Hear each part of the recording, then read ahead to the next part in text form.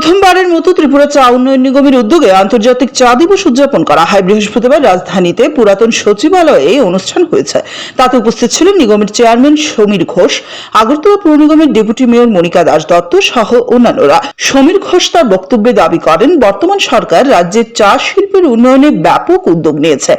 আগে চা শিল্প উপেক্ষিত ছিল, বর্তমান সরকার চা শিল্পের উন্নয়নে বিভিন্ন প্রকল্প বাস্তবায়ন করছে।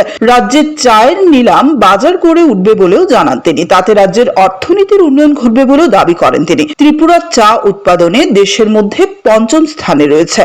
12 লক্ষের উপর শ্রমিক কর্মচারী চা শিল্পের সঙ্গে জড়িত বলে দাবি করেন ত্রিপুরা চা উন্নয়ন নিগমের চেয়ারম্যান। বাজারের অভাবে, মার্কেটের অভাবে তাদের ন্যায্য মূল্য তারা পাচ্ছিলেন না।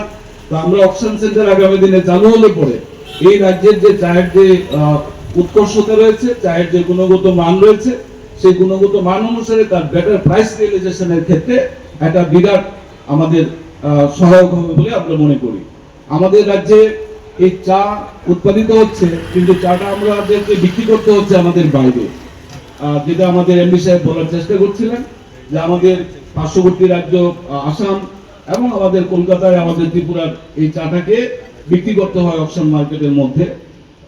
এর ফলে আমাদের অর্থনৈতিকভাবে আমাদের এই রাজ্য একটা বঞ্চিত হয়ে আসছে অনেকদিন যাবৎ। কি করে বঞ্চিত হয়ে আসছে?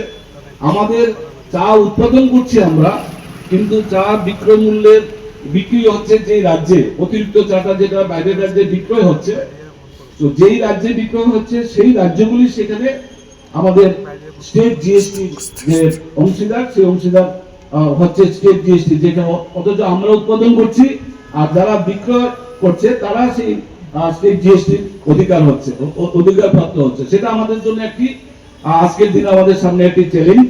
এই বিষয়গুলিকে মাথায় রেখেই আজকে রাজ্যে অকশন সেন্টার চালু হলে পরে আমাদের রাজ্যে আমরা আজকের দিনে যেমন আমাদের প্রডিউসিং স্টেট হিসেবে আমাদের যে স্ট্যাটাস, আগামী দিনে আমরা যখন অকশন চালু করব তখন আমরা কনজিউমিং স্টেট হিসেবে আমাদের স্ট্যাটাস তৈরি হবে। কনজিউমিং স্টেটের মানেটা হচ্ছে যে উৎপাদনকারী রাজ্য থেকে যখন অন্য রাজ্যে চলে যায়, রাজ্যে গেলে পরে সেই রাজ্য তার কনজিউমিং স্টেট হিসেবে স্ট্যাটাস পায় এবং তখন তার বিক্রয়ের উপরে যে স্টেট জিএসটির যেটা অংশ, আপনারা জানেন যে চায়ের একটা জিএসটির একটা পার্ট রয়েছে, একটা সেন্ট্রাল জিএসটি আর একটা স্টেট জিএসটি।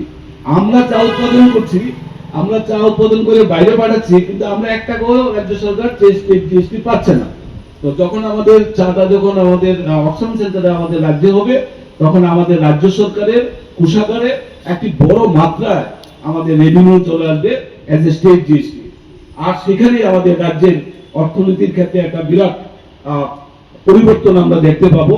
আমাদের দুর্ভাগ্য যে আমাদের 110 বছরের চায়ের ইতিহাস থাকা সত্ত্বেও পূর্ববর্তী যারা সরকারের দায়িত্বে ছিলেন তারা কখনো এইসব বিষয়ে চিন্তা করেননি। কিন্তু আজকের দিনে আমাদের বর্তমান সরকার, কেন্দ্রীয় সরকার বলুন, রাজ্য সরকার বলুন, উভয় সরকারের যৌথ প্রয়াসে আজ আমাদের এই প্রান্তিক রাজ্য ত্রিপুরা চা শিল্পকে ঘুরে দাঁড়াবার ক্ষেত্রে একটা বিশেষ ভূমিকা, বিশেষ অ্যাটেনশন দেওয়া হয়েছে। Bureau report, CNA TV.